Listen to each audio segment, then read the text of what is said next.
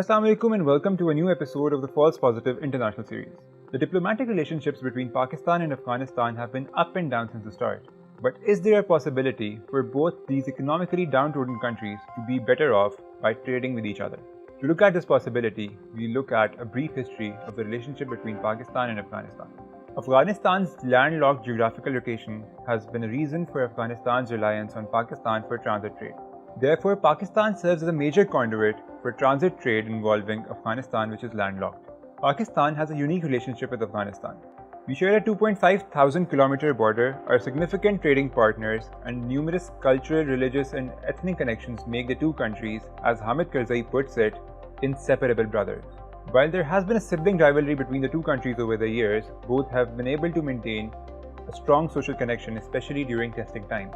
So, peaceful economic cooperation between Pakistan and Afghanistan will facilitate transit trade not only between these two countries but between South Asia and Central Asia as a whole.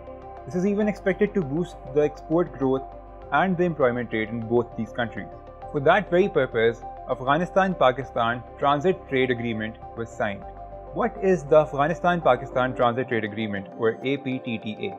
The APTTA is a bilateral trade agreement between the two countries that was renegotiated in 2010, originally agreed upon in 1965, that allows Kabul to conduct duty-free trade through Pakistan's land, sea, and air. And it also allows Pakistan to do the same. The redesigning of this agreement in 2010 allowed Afghan export to not only come to Pakistan, but to pass through Pakistan to the Wagah border into India and access India. Similarly, the Afghan exports were also able to make their way to Pakistan's seaport cities like Karachi and Gwadar. In return, Pakistani trucks were allowed to move products to all regions of Afghanistan. Not only that, a duty-free trade also envisioned to control the smuggling that was prevalent on this route. This agreement also led to the formation of a joint chamber of commerce in 2012. In the same year, Afghanistan and Pakistan also agreed to extend the APTTA to Tajikistan, which was the first step towards developing a north-south trade corridor. The agreement that was done in 2012 has now expired, prompting that Pakistan's government has given a couple of years of extension to continue the trade between the two countries. In fact, if Pakistan and China want to extend the CPEC to Afghanistan, this agreement could play a key role. The recent development in this agreement has been the operationalization of the Ghulam Khan and Kharlache custom positions on a 24/7 basis to facilitate this trade. Pakistan is also revising tariffs on several goods. In fact, the tariff on the perishable goods has already been abolished. This might be a loss for the Pakistani exchequer, but it shows Pakistan's resolve to strengthen Afghanistan in these testing times.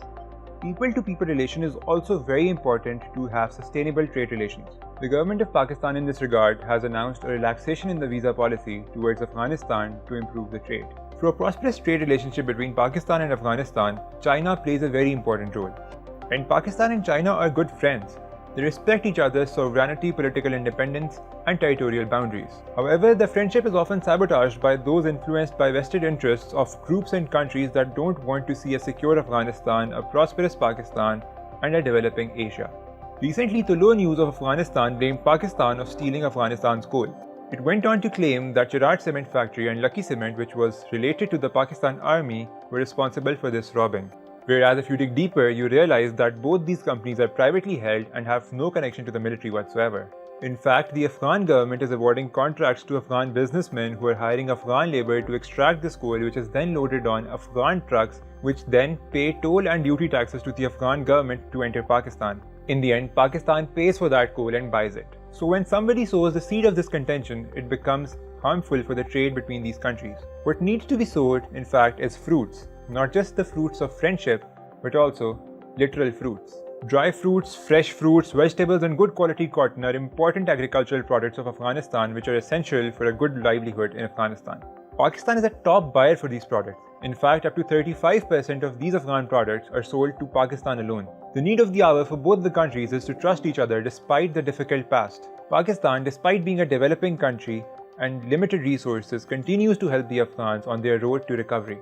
Even when the flow of cargoes went down to 16% and 73% respectively in August and September of 2021, Pakistan continued to trade with Afghanistan. Despite having a current account deficit, Pakistan continued to import Afghan produce to help facilitate trade in Afghanistan and to provide respite in testing times for Afghanistan.